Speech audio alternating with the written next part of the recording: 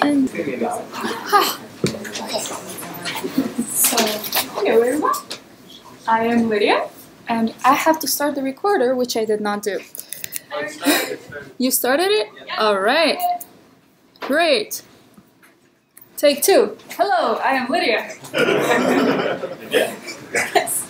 So today I'm going to be talking about neutrinos, and actually my neutrino talk is entitled Neutrinos, the most tiny quantity of reality ever imagined by a human being. I really love this sentence, but I didn't come up with it. It's really a big brain that came up with it. Is this it? Frederick Reines. He won the Nobel Prize of Physics in 1995. He won it for the detection of neutrinos, related to the talk. And he's in the field of particle physics. He won it with Martin Pearl, who discovered the decay. We're going to talk about that later. So, basically, people that don't know about neutrinos could have all sorts of questions about them, such as, what is a neutrino to start with? Or, how tiny are they? I mean, they are the tiniest piece of reality ever imagined by a human being. How small is that? I'll let you guess. Where do they come from? How many are they? And where do we find them? How do we find them? And the most crucial question of all, one that every scientist gets asked all the time, why should I care? So, just as you can see in the background, there are lots of neutrinos. Yes, they're small, you don't see them. Basically, here are a couple of facts. Neutrinos are elementary subatomical particles. Well, that means subatomical, smaller than an atom. Just a little, we don't have chalk. Do we have chalk? Okay, well later. Just a little, on my desk. Oh, that's great. There's people that can observe. Cool. So just a little reminder. An atom, what do we have? We have a nucleus with protons and neutrons. And around, we've got electrons. This is not to scale, electrons are much smaller. So here's my atom. So subatomical particle means it's way smaller than that. We're going to see exactly how small, much later on.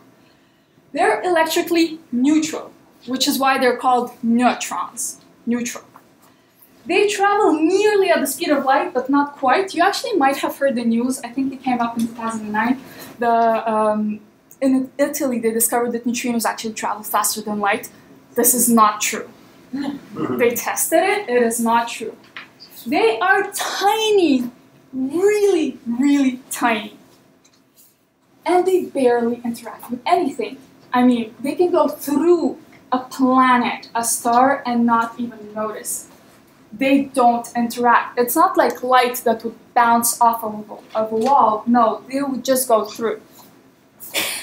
And here, basically, this is just general knowledge. I don't want you to remember this. There are three types of neutrinos. They're electric, muonic, and tauonic.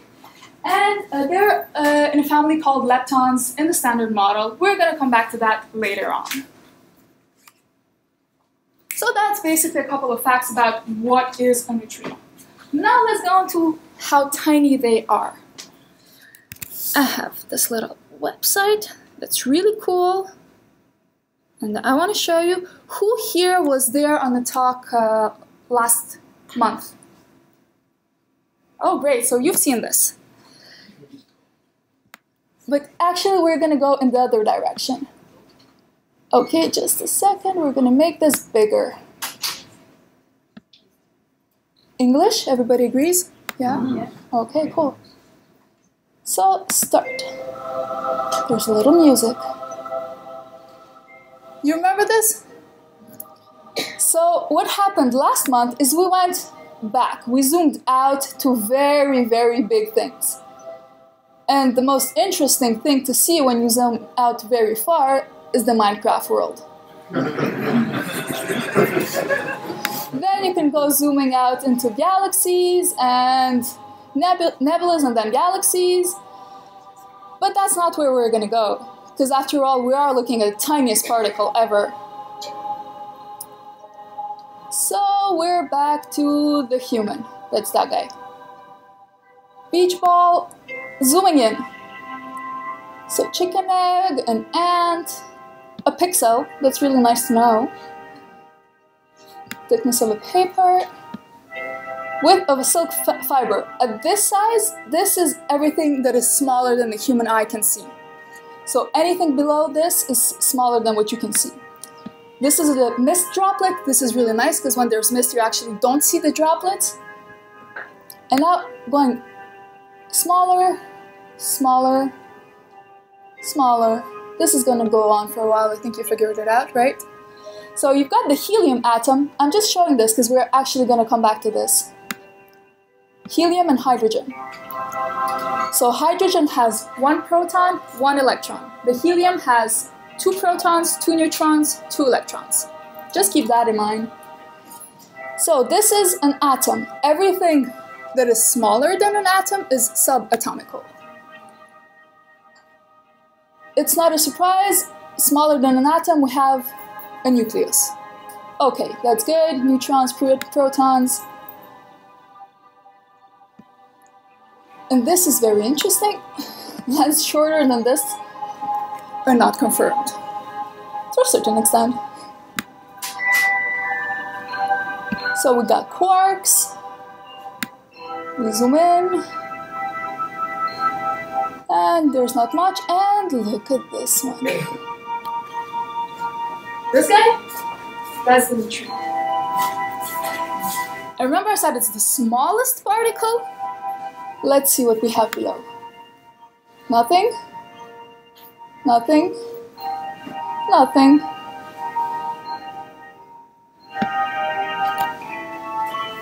Just to make sure that we agree, this is not something. Planck is just a scale that is used when you talk about the Big Bang. It's not an actual physical thing. Strings. It's interesting, but discussable. Quantum foam is actually really interesting. This is vacuum. In the vacuum, there are fluctuations. Fluctuations of vertical particles. Basically a particle and an antiparticle that would appear and then annihilate, and many such fluctuations like bubbles in a foam, which is why it's called quantum foam. Virtual particles. Neutrinos are real. So this is what I wanted to show you. Smallest reality imagined by a human being.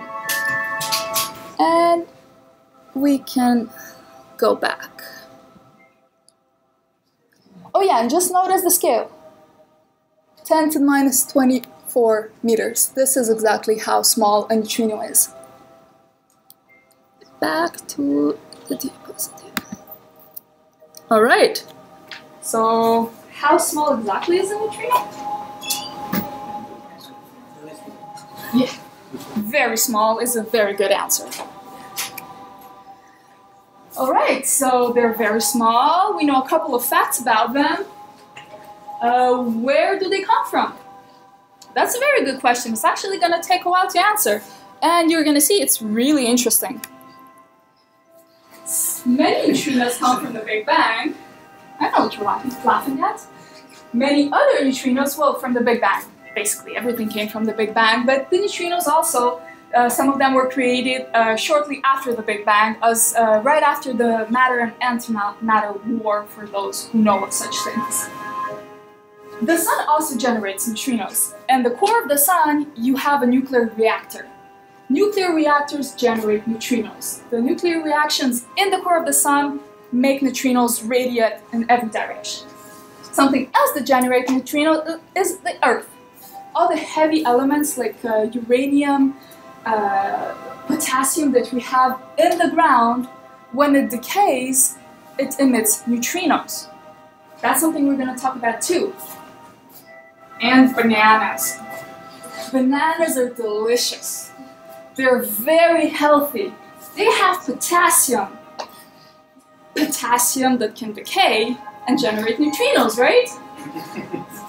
So bananas are a source of neutrinos. Something else that generates neutrinos is you.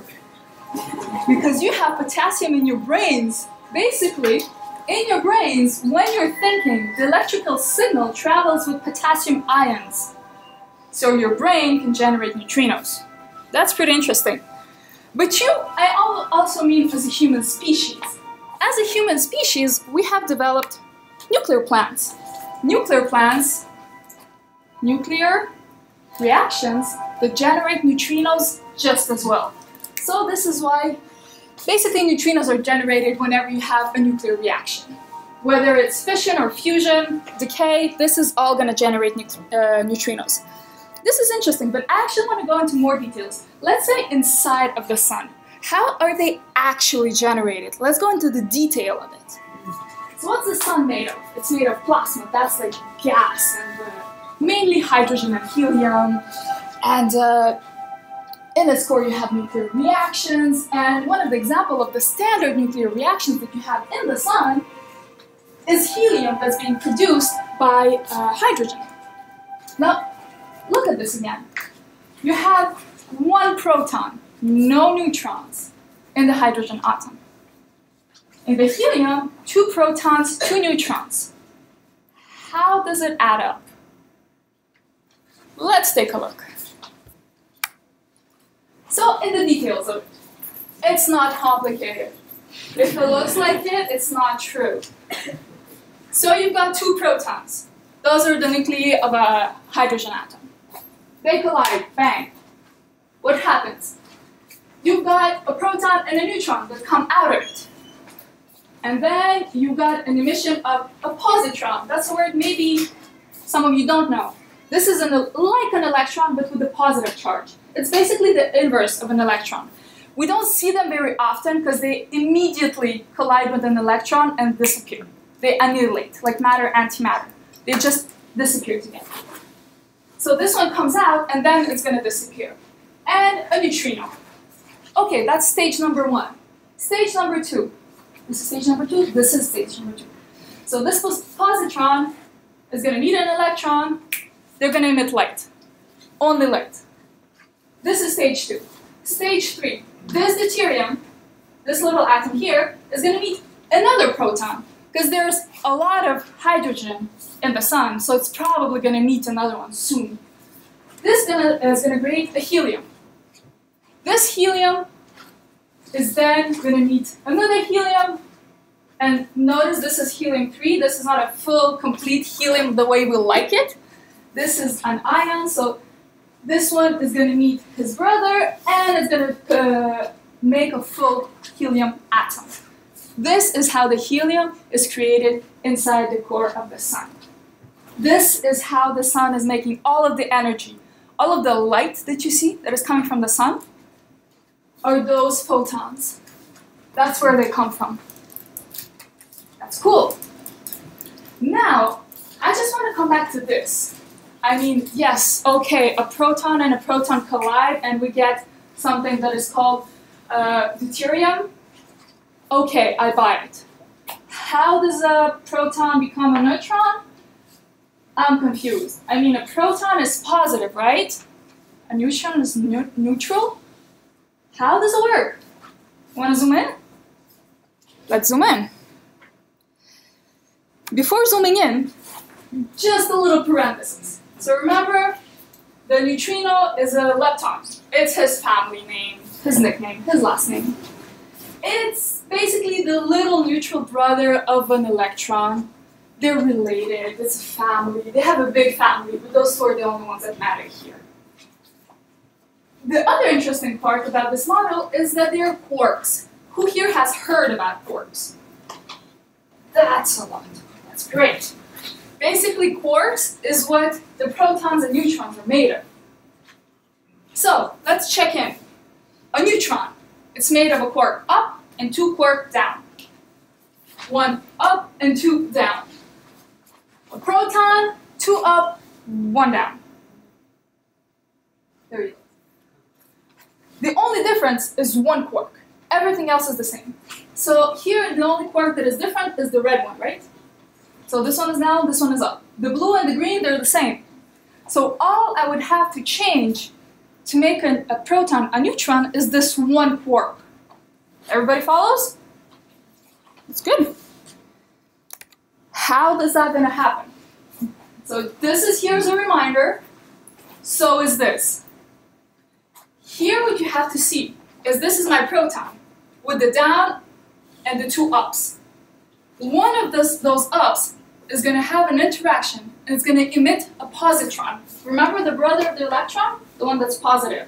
This is where the positive charge of the proton is going to leave. And this is why it becomes neutral afterwards. So the positron is going to go, but then he's going to feel alone. He doesn't want to feel alone, so he's going to have a neutrino with him, because it's his family, right? He can never come alone. Actually, it's a law of physics. The lepton family always have to be equilibrated, so the positron is always going to be accompanied by a neutrino. This is why there's a neutrino, a positron, then it annihilates, like in this graph. Then you have the inverse reaction. When a neutron decays, like underneath our feet, in the heavy elements, like in uranium, whenever you have an atomic bomb, for example, this is the reaction that's going to happen. So the down is going to emit an actual electron, a negative one.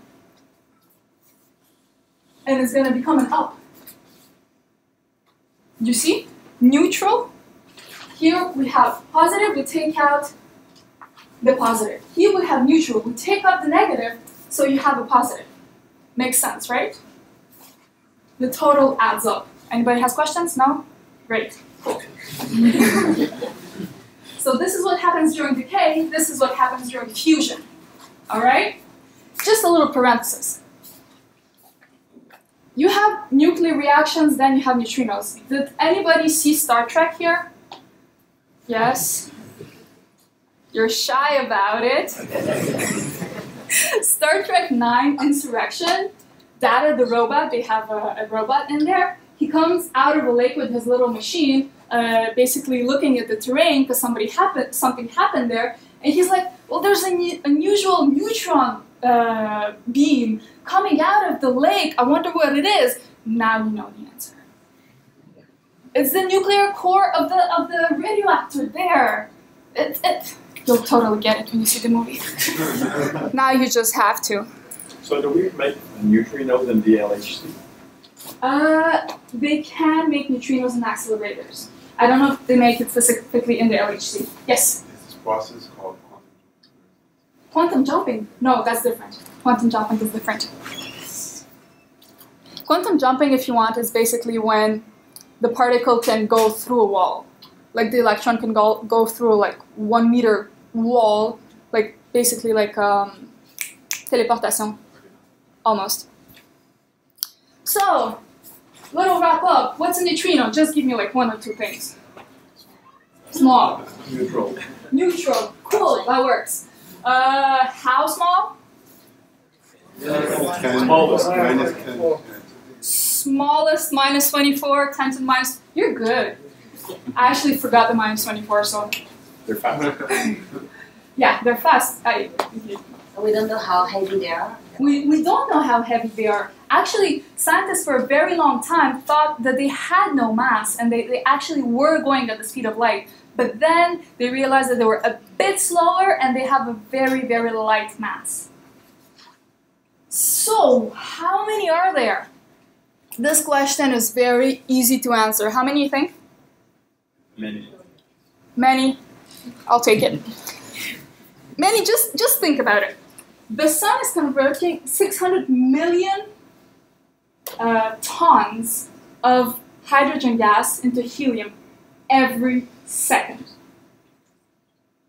Each atom of helium that is created generates 2 neutrinos. I mean, you just see popping all of the zeros, right? Trust me, it's not enough. The entire universe contains about 1.2 to the times 10 to the 89 neutrinos. I'm going to try this. If I fail, I'm going to give up. 120 million million, million, million, million, million, million, million, million, million, million, million, million, million, thousand neutrinos. Yes. So that's how many there are in the entire universe. Yes. How do you say how many there are if they're being made so quickly? They're being made so quickly, that is true. This is an estimate, basically considering how many were in the Big Bang, because that's the biggest part of it. And the stars, they are being created, but at a rate smaller than that amount. Yeah, it's going to increase the number, but not by that much every second. Maybe it's going to be different by the time the Earth explodes, but now it's about that amount. And this is very approximated. It's not exactly that amount. I didn't count them. I don't think anybody could. Maybe 1.1. The 1.2, yeah, maybe.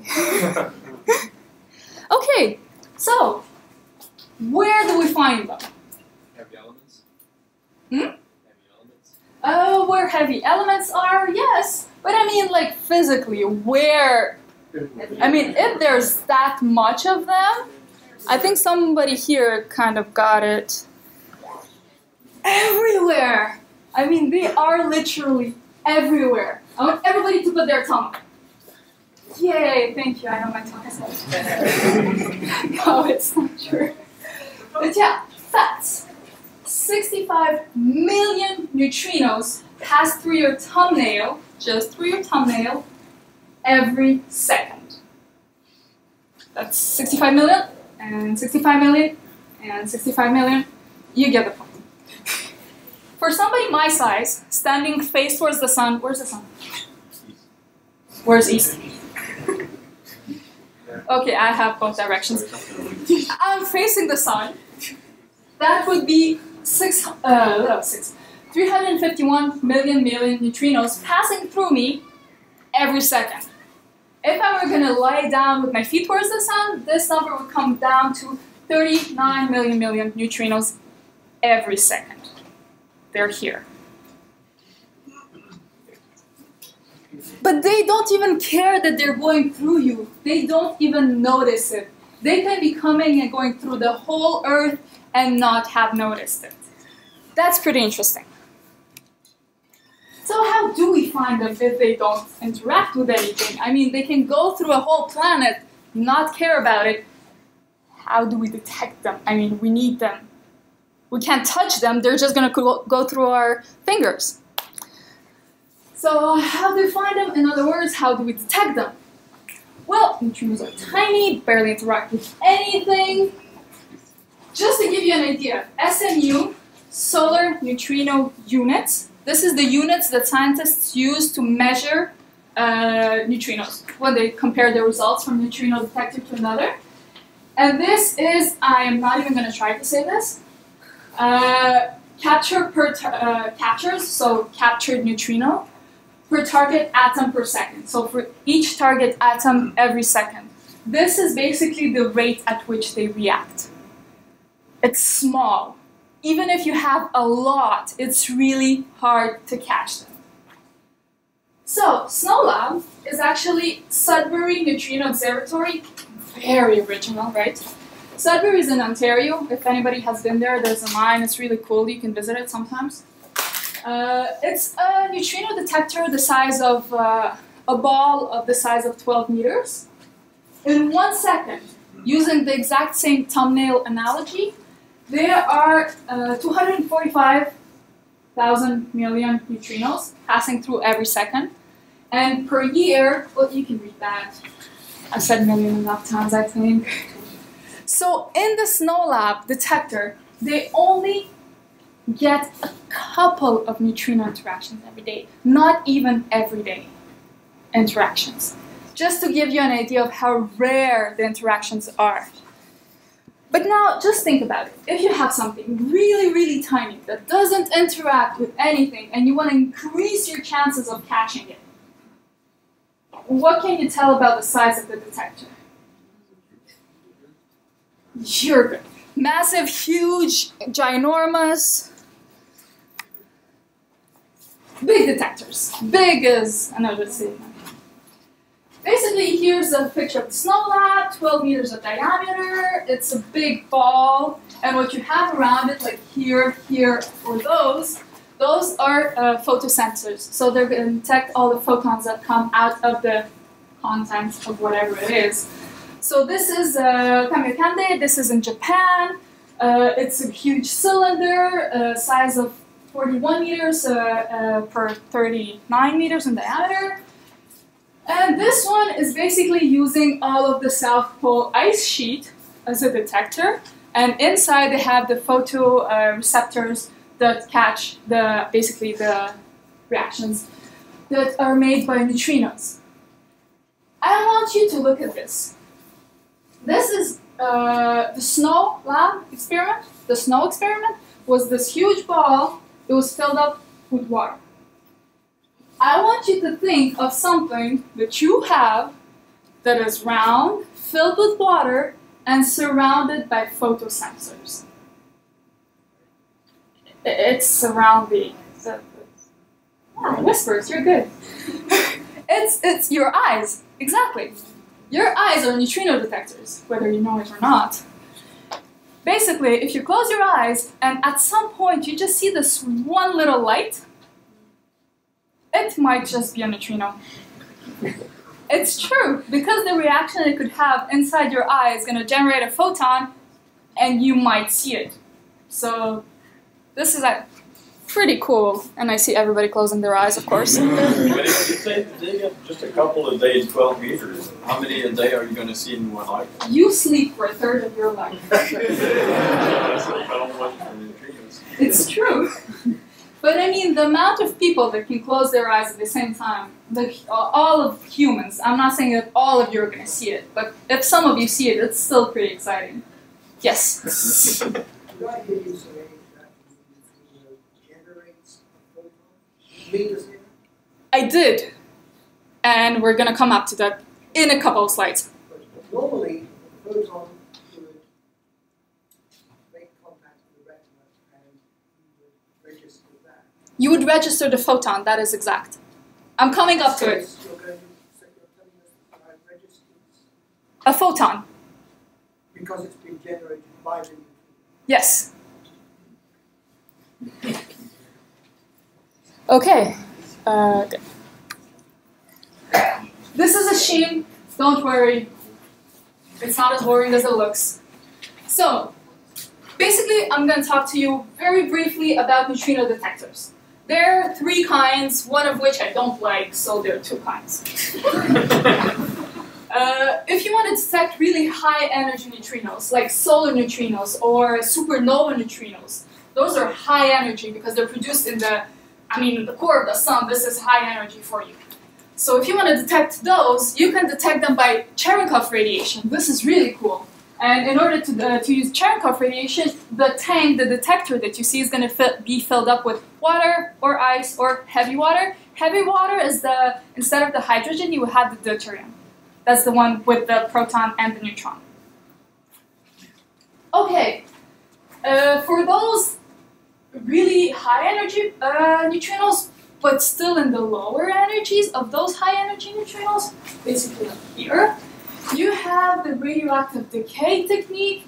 It's not fun, and you would use heavy elements, and it's not efficient. So if you want to detect geoneutrinos, those are really cool. Actually, they're the best because I'm working with them. And the low energy neutrinos, like in nuclear plants and stuff like that, this is really interesting. You would use the inverse beta decay. You'll get it when I show it to you. I promise. I'll do my best. And the tanks will be filled up with liquid scintillators. I'll say what that is too. So let's just start with the beginning, the Cherenkov radiation. Cherenkov radiation is when a charged particle travels faster than light. Alarm! Don't worry, it doesn't travel faster than the speed of light. It travels faster than the light would in a certain medium. Let's say in water, because that's most of the detectors, light won't travel at the speed of light. Light would travel at the speed of light in water, which is much slower. So if you have an electron that travels at a speed that is faster than that of light, it's going to radiate photons exactly like a sonic boom, the exact same way. I'm going to try that again. So, you have an electron. The speed at which it travels, let's say, I like velocity. Velocity at which it travels is faster than that of a light beam in water. So this is the speed of a light beam in water. It's much smaller than just the speed of light. So this is much smaller. But if this velocity is greater than this one, you're going to have the equivalent of a sonic boom. It's basically like when a plane goes faster than the speed of sound, you have a sonic boom. It's the exact same thing, but for light. You only have a sonic boom in the air. Yeah, but this is in water. Yeah, you can't have a sonic boom in vacuum. There's no sound in vacuum. Okay, so if you're not going fast enough, it doesn't work. If you're going fast enough, you have a light beam. When you emit this light beam, you're actually still going through friction, so at some point you're going to slow down enough that you're going to stop emitting the light beam. So this is, let's say, the period of time that you emit the light beam, the space during which you emit the light beam. So you have those light beams, they come out, then come out, and then you slow down too much, they don't come out anymore. So what you're going to see is this halo. And this is cool, because you actually see it in the reactors. All the photosensors that are going to light up in a nice little halo. So it's pretty exciting. But then, this works with charged particles. We're talking about neutral neutrinos. That's weird. When neutrinos hit a molecule of water, what happens? Do you remember with the little sheens?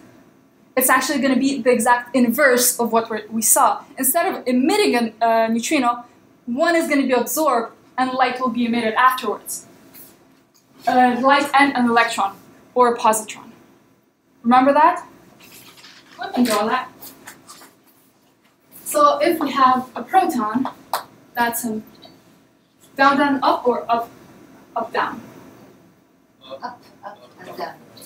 I trust you. No. I'm actually going to put this up here. And this is just going to go straight, because all we need to do is change one of them. This is going to be hit by a neutrino, or an anti-neutrino actually, to make a down, and here there's going to be a little wiggle, that's the strength. And here we're going to have a charged particle, and depending on this is going to be plus or minus, depending on this is a neutrino or anti-neutrino. So basically when you have this coming in, you're going to have a charged particle coming out. And that charged particle, because here we're talking about solar and supernova neutrinos, they're really high energy. The electron that's going to come out is going to be really high energy. So it actually is going to make Cherenkov effect. This is how we spot the neutrinos. Yes? Works? Yes. Works enough. This is boring. You have heavy elements, they're being hit by neutrinos, they become a different heavy element with an electron, they measure the electrons, they measure the decay, and the story. This is great. This is called the inverse beta detection. You have a neutrino coming in. It hits a proton. Great, right? Then it's going to emit a positron. This is going to annihilate with an electron, and you're going to have two photons coming out. The neutron is going to be created. This is a neutron. the neutron that's going to be created is going to be ejected from the molecule that it's in, and it's going to travel, wobble around, and then it's going to be reabsorbed by somebody else. Okay. Right. So this is cool, but then when you think about it, okay, neutrino, this, okay, positron, electron, 2 photons, 1 photon. 3 photons. To detect a neutrino, 3 photons is really hard to catch. 3 photons is really not a lot. So what we put this in is we put it into something that is called liquid scintillator. This is an organic molecule. I'm gonna tell you what's in it, but I'm not a chemist, and those words just don't make sense to me. I'll tell you what it's called. So, it's called linear alkyl benzene. This is the name of the molecule that's in it. Is anybody here a chemist? I hope I didn't offend anybody. Okay. So this is the molecule that's in there. What's really cool about it is that it emits light when a charged particle goes through it. This is for the low energy neutrinos, so they don't create Cherenkov effect at all. The electrons that come out of it are not quick enough. So the only way we can generate more photons is when this positron passes through the liquid scintillator. The liquid scintillator will emit light. So what you would have is during all of this phase, you have light, light, light, light, light. Then you have a break, and then you have this one very energetic light photon. And this is really interesting, even more than what the previous techniques, is you have this very unique signature for a neutrino. So you would have light, then a break of a few microseconds, and then another light. So this is the very unique signature of neutrinos in the detectors. And here's just a map of basically some of the current detectors and the projected detectors. As you can see, the South Pole is very well represented. And it's just, there's not a lot of them. It's understandable because they're big, they're hard to build, they're very expensive. Some of them are projected. The Snow Lab is not yet, Snow Plus is not yet operational. Camland is, Bergsino is. Everything else is not still yet operational. So, what's in neutrino? Tiny particles, neutral, fast, don't interact. Cool. How small? Where do they come from? Direction-wise, yes, but nuclear reactions, sorry. How many are there? Thank you. That's very much it. Do they decay? Neutrinos. Do they die? They actually do really fun things, but not decay. They oscillate. They change nature.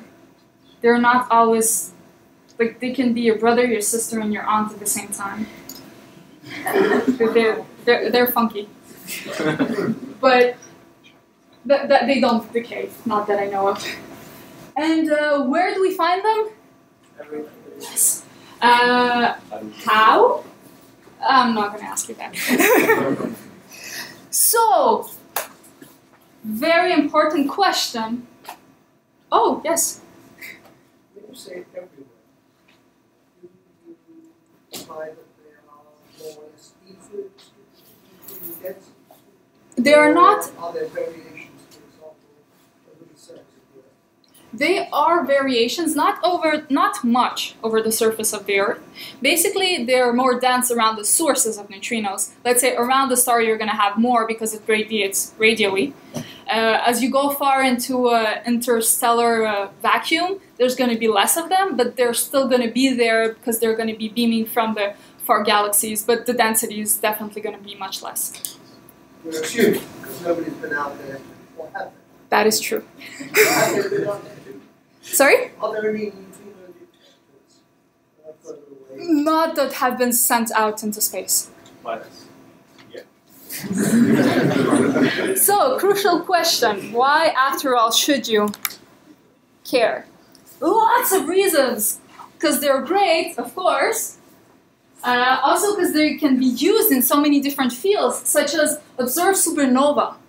Observing supernova is mind-boggling. It's great, it's exciting, but you can't do it because all the photons that are trying to get to you are stuck in a cloud of dust, a cloud of debris, and we just can't see it. But neutrinos, they get right through, and we actually can see them, so that's exciting. The study of the sun's interior, same thing. The photons and the neutrinos are being created in the core. The photon that's trying to get out of the sun, I mean, it's going to hit a molecule, it's going to hit an atom, it's going to be absorbed by some atom, it's going to be re-emitted. It's going to bounce around for millions of years before it only gets out of the sun. Then, from the surface of the sun to the Earth, that's 8 minutes. That's not a problem. But inside the sun, it bounces off so much that it loses all of the information that it could contain because it gets absorbed, re-emitted. So the information it initially had from the core is lost. But not the neutrino. Oh, whoops. The study of particle physics, this is also really interesting because the neutrino used to be a candidate for dark matter. That's really interesting too, and now they can create beams of them so they can used to study many other aspects of matter that we maybe have not discovered yet. To study nuclear reactors, when you have neutrinos next to reactors, you can actually study the reactor itself, its effects on such things. The study of our own Earth, what's under your feet. Well, you're sitting, so what's under you in general. But this is really exciting because we're studying something that's so much closer to home. I mean, Earth is home. It's not some faraway star that's exploding. And we can actually study the mantle of the Earth with neutrinos. We're going to talk about that. So if neutrinos all came from the Big Bang, Not all of them. most of them, A big part of them. and they all go in, I guess they pass straight through everything, so they just go in one direction, they're not influenced by anything, they just head off.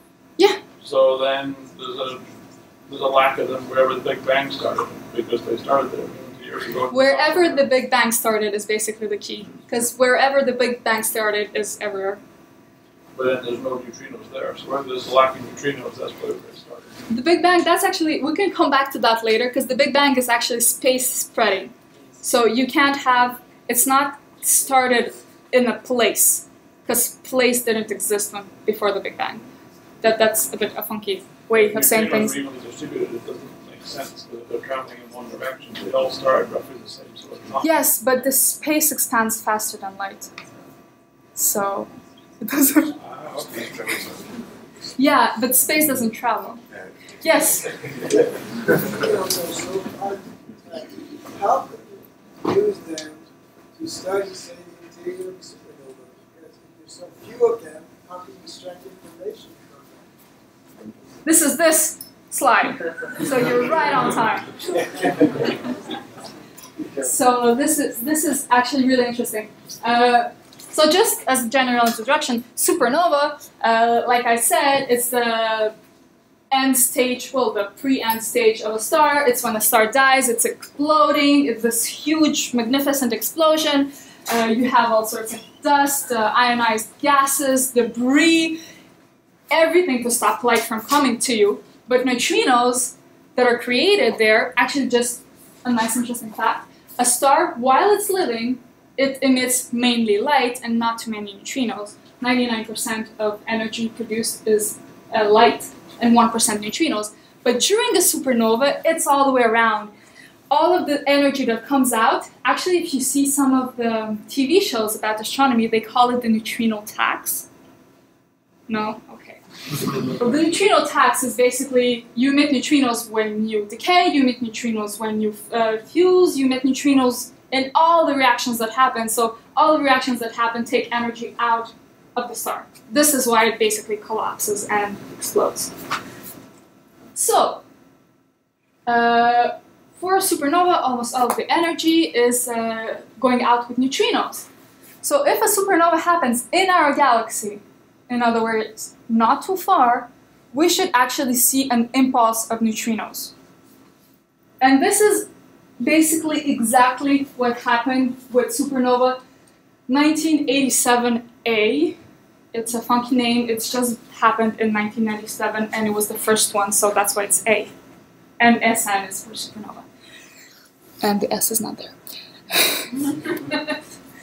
And this is a Hubble telescope picture of that exact supernova, and this is an artist's interpretation. And I'm going to come back to your question in just a second. And I lost my page. Where is it? Oh no, it's gone. Oh no, it's there. Right. Sorry. Can we trace the origin of the neutrino? To a certain extent by its direction and its energy level, but you can't say that this neutrino came from that star.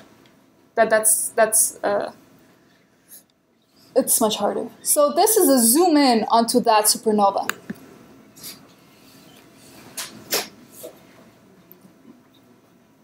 Oh, it's a little music.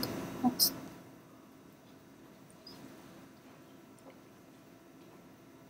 Can you make it bigger?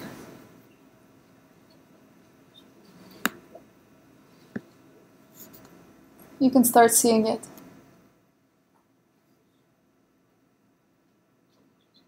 You've seen it pass from one telescope view to another telescope view, just for the nice little zoom in.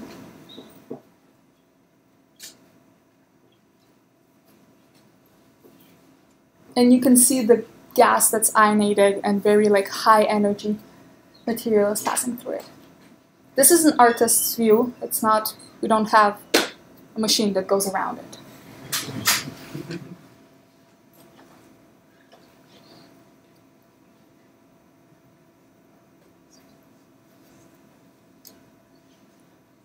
Is this in Sudbury? No. Sorry? Okay, cancel, I don't want to see you. And I'm not actually going to answer your question, but he is. And where's the sound? But here's the answer to your question, which is, can you just remind me your question?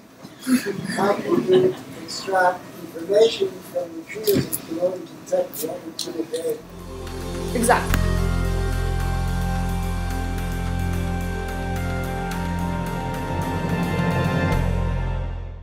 Lawrence, to you, what was the most important moment in recent history? Oh, and certainly in recent history, the most amazing moment was February 23rd, 1987. You all remember that. That was the day that we observed something that, again, I never would have thought we'd seen. When stars explode, the brightest fireworks in the universe is a supernova. It shines with the brightness of 10 billion stars. But it turns out that all of that light is just a small fraction of the energy that's produced in a supernova explosion. Most of the energy comes out in neutrinos. We predicted that, and all of nuclear physics told us that should be the case.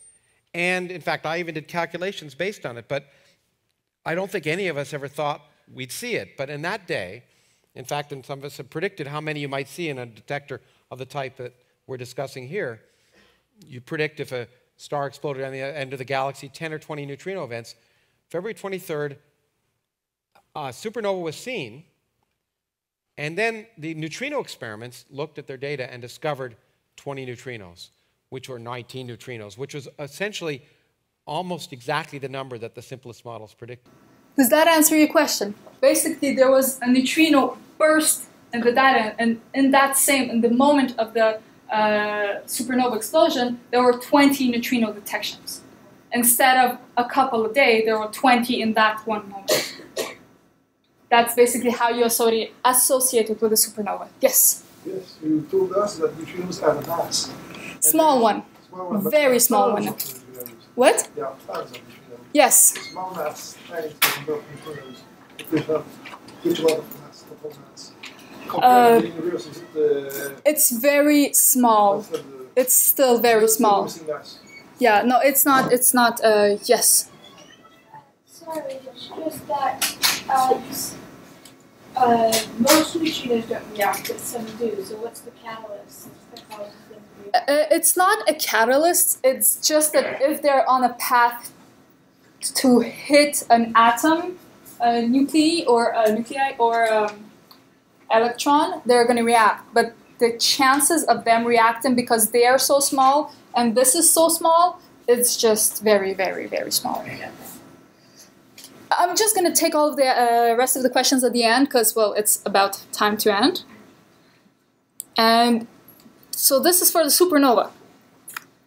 Next, study the interior of the sun. So as I said, in the middle of the sun, this is where all of the neutrinos and the light is generated. Basically, all the light that you see today is coming from here, but at the surface. We only see what came from the surface. So what has been generated in the sun millions of years ago. With the neutrinos that we see, they were generated 8 minutes ago. That's much more accurate and to-date information than what we would have from the light. So that's very interesting. I'm going to go quick on this. Particle physics. Particle physics, yes, like I said, they can generate beams of neutrinos now, so they can study new matter, period, new matter properties, new things with neutrinos. Here I actually have an example. Do you remember the 2011 earthquake with the Fukushima tsunami? Yeah. Yes. What happened there is before the tsunami, the nuclear plant there was active, and not too far away, there was a neutrino detector. After the tsunami and the plant that was shut down, they actually compared the neutrino detections from before and after the tsunami, from before and after the power plant was shut down, and they see a significant difference. So they could actually see what percentage of the neutrinos came from the actual plant. That was a lot, actually, that was good. The inside of the Earth.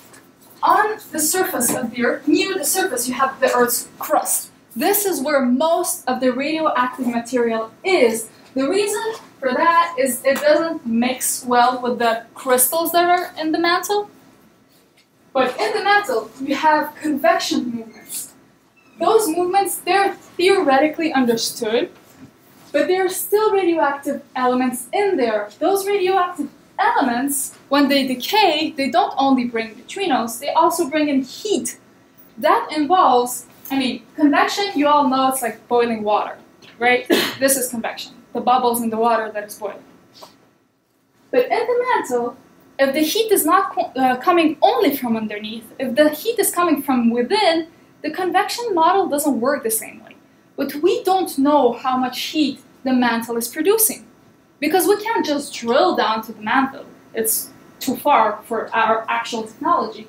What we can do is we can study the neutrinos that come from the mantle, because they are exactly going to tell us how much radioactive material, radioaction, there is in the mantle. We're going to know exactly how much it's heating. We're going to understand much more the convection in the mantle. That's cool. How it's going to work? We have a neutrino detector.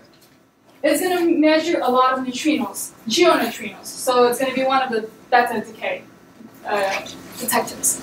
So the total of geoneutrinos produced.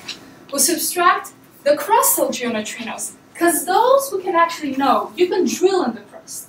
We know the radioactivity of the crust well enough. So if I can subtract that amount, I would actually know exactly how many geoneutrinos are coming from the mantle. I know radioactive decay enough. I know how many neutrino means how much heat. I would know exactly how much heat would go into the internal heating of the mantle. That gives me mantle heat production, better models for mantle convection. That's great. Ah! You didn't see that. So, part one of conclusion. I can actually let you do this. So, neutrinos are light, they travel really fast, they barely react with anything. They're born in nuclear reactions, like in the core of the sun, in nuclear reactors, Earth, bananas. there's a lot of them. They're everywhere. I mean, literally everywhere. And they're awesome. This is important. Because they're useful in numerous fields, like in earth sciences, in space sciences, in particle physics. And here are the conclusions.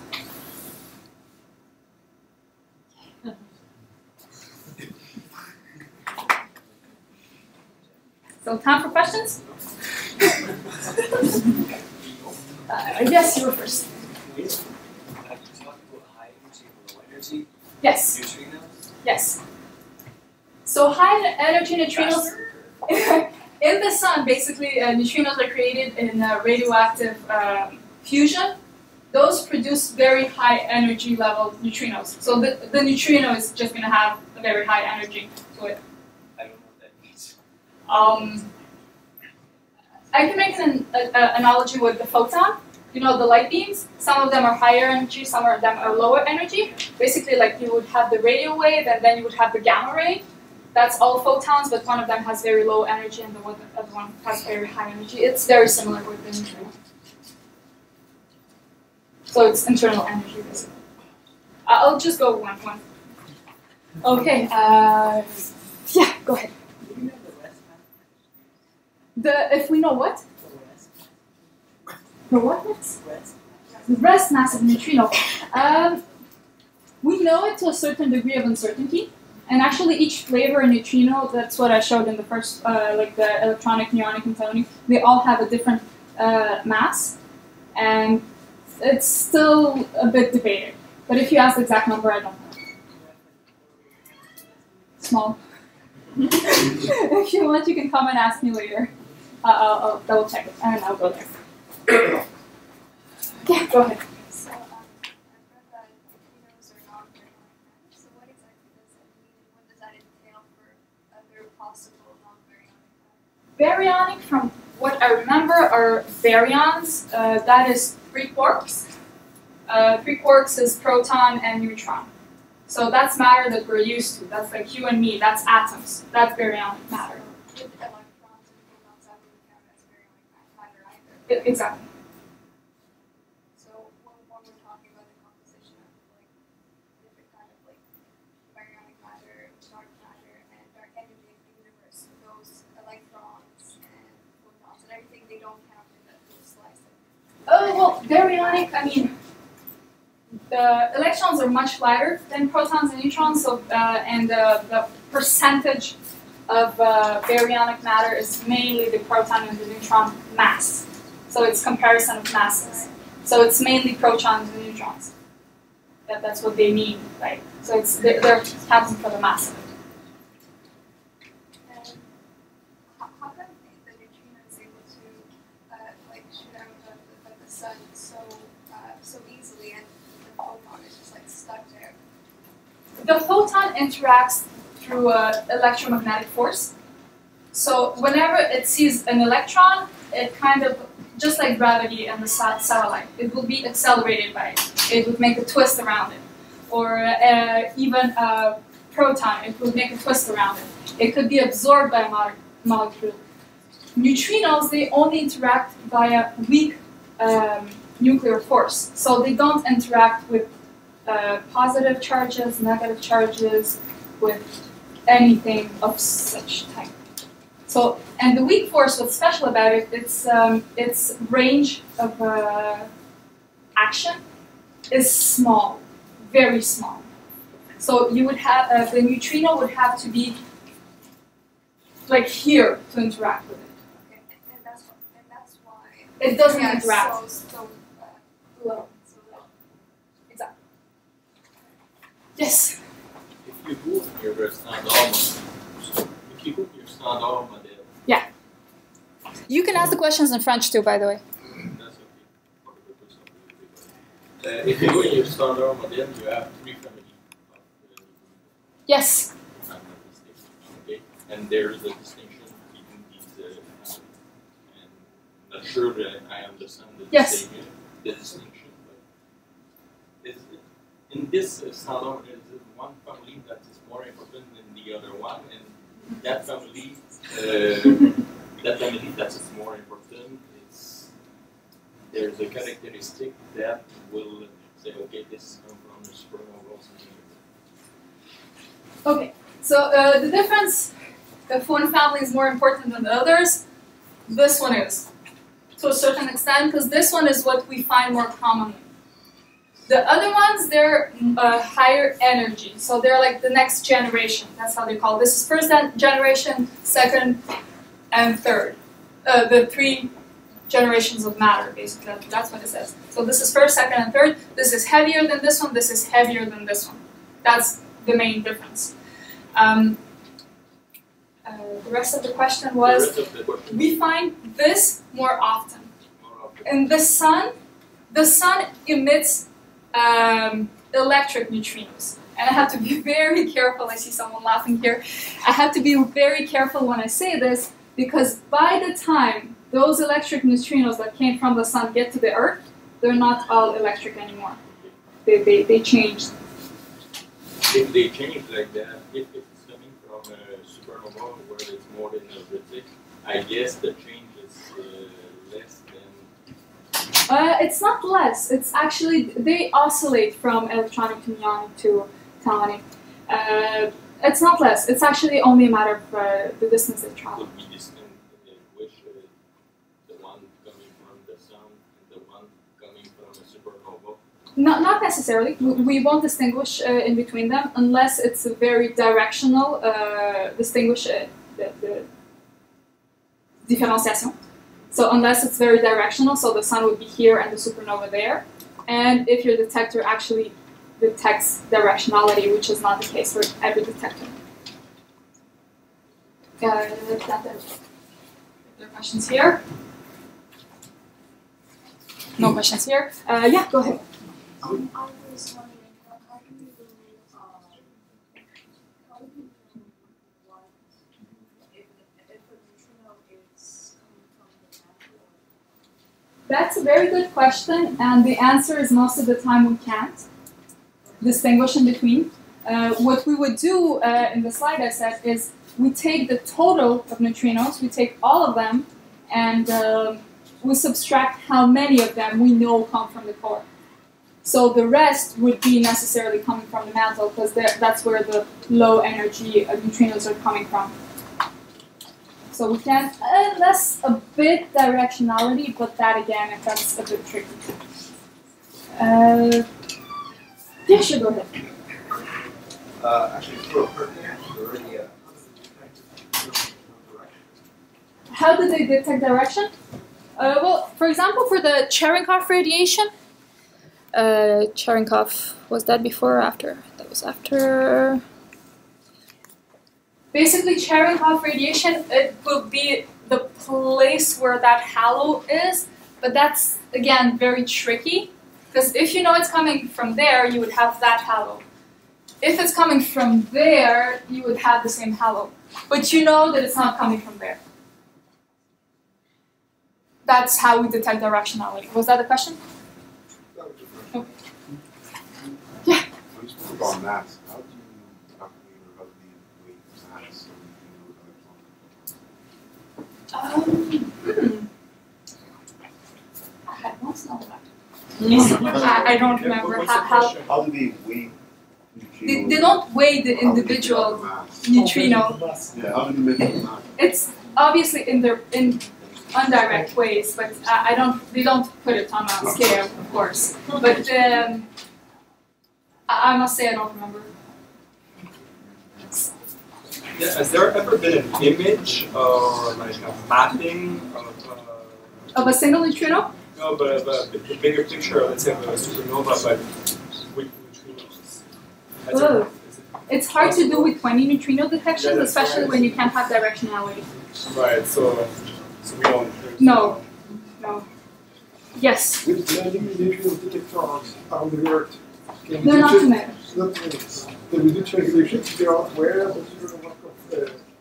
I don't think that the precision is good enough to distinguish in between the timing of two neutrinos, because they do travel nearly at the speed of light. So I wouldn't think so with the precision. Yes? And do we have a model for what would happen if they collapsed?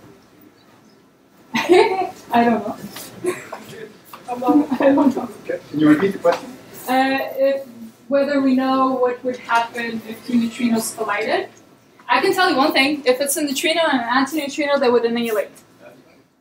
That's a part. And produce light, exactly. That's all I can tell you. Yes. About this nearly at the speed of light. When you have a supernova explosion, you're going to get a gap between seeing it and getting the neutrino. Neutrinos are going to come first. So light is going to come first. Light is going to come second. Because light is going to be stuck in the cloud of debris. Light is going to bounce from one molecule to the other. It's not going to come in a straight path. It can't, because there are too many things in its way. And because it interacts via electromagnetic force, it's going to interact with all the electrons, it's going to be deviated, it's going to be absorbed, re-emitted, and all of that is going to slow it down. As in the neutrino, it's just going to go on a straight path.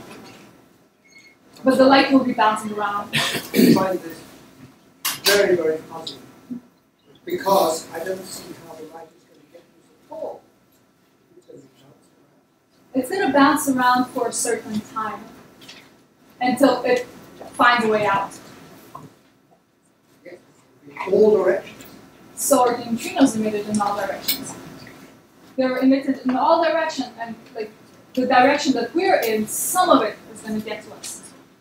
They're not aimed at us. They are emitted radially, like the light of the sun. It would be true to say that the neutrinos tend to be more direct. They're not directed at us. It's just that when they're emitted, they just go on a straight path. I'm trying to get at is the two different ways of registering supernova. One is visual and one is through the neutrino. Yes. Somehow I had a difficulty with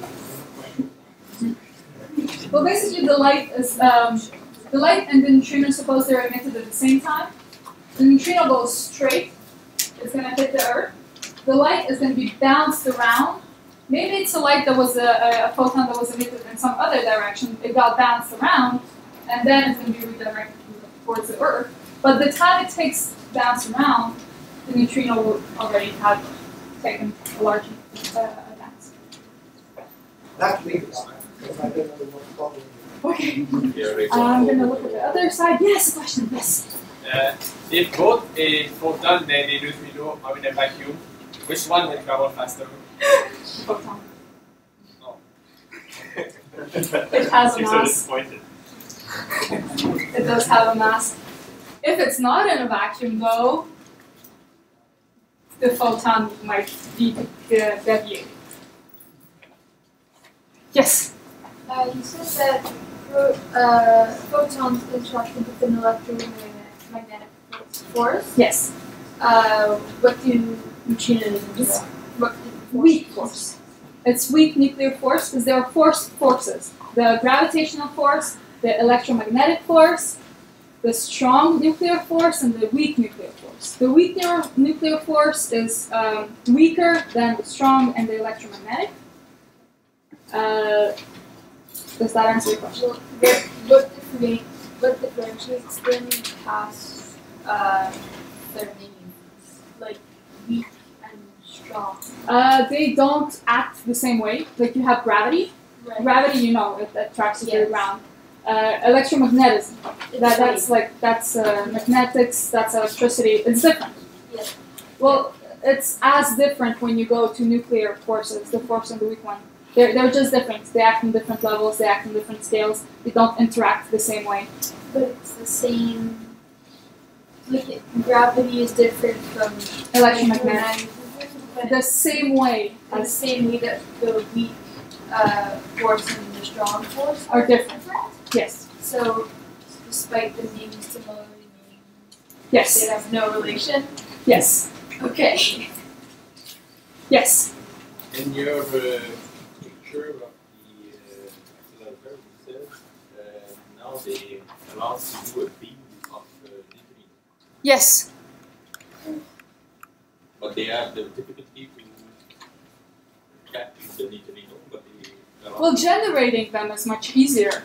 I mean, you just have to make some nuclear reactions. I mean, nuclear reactors, nuclear plants, they generate neutrinos in masses. And the purpose to do that is to study smaller. Yeah. That's small. We'll take maybe 3 more questions, just so that we can get people filling out surveys and also going down to the telescope. Okay, go ahead. Yeah, just have a practical question. You mentioned the deuterium in one of your slides. Yes. That is heavy water, right? Yes, the deuterium is what's used instead of the hydrogen in heavy water. Because that's what all nuclear power plants in Canada are CANDU reactors. Yes, well basically D stands for deuterium. Deuterium is basically if you have... It's a moderator, right? If this is the deuterium, if this is the hydrogen, the deuterium would be the proton plus the neutron. H3O. And it's not H3O. It's depends. D2O depends. If you have 2 of those, do you see it? Yeah. If you have 2 of those with an oxygen, it's going to be D2O. Well, I was wondering, in Fukushima, they didn't have any heavy water plants. They have enriched uranium. The only reason we have CANDU reactors because we got a large supply of uranium in Canada, and so is Russia for that matter. So, I mean, the other countries will enrich, as you know, they're talking about that all the time with Iran. Yeah. So the big argument was that it was a tsunami, but everybody says, "Oh my God, we're going to get radiation," and nothing happened there. Well, the radiation was high, and what was dangerous there is that what protected the radioactive core, all the radiation coming from the radioactive core, that's what cracked. So the radiation was coming out. But that was a light water reactor. General Electric 1965 models.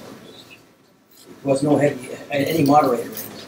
I don't think it was heavy water because they were using the river water. We're the only ones that make heavy water reactors. Okay, but when I talked about heavy water, it's what the detectors were filled with, not the nuclear reactors. Okay. Yes. So this is going to be the last question, but feel free to ask Lidia some questions in person on the way out as well. You talked about anti-neutrinos. Yes. I don't understand what they are. They're cool. They're really great. It's antimatter. It's like we can have a whole conversation about that. You have matter, you have antimatter. Basically, every single thing of matter that you know of has its opposite, and the opposite of the neutrino is the antineutrino.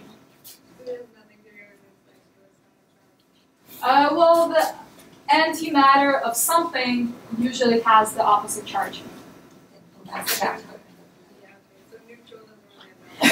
Yeah, well, the neutrino is neutral, so it doesn't have an opposite charge. But the electron, the anti-electron, is a positron.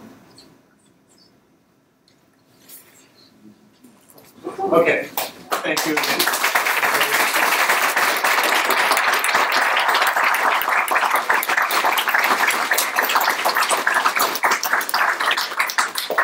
So just a few quick words. Please, hopefully most of you have the brochure that Kelly made. Kelly's sitting outside with a bunch of Timbits and pens, if you didn't have a pen available.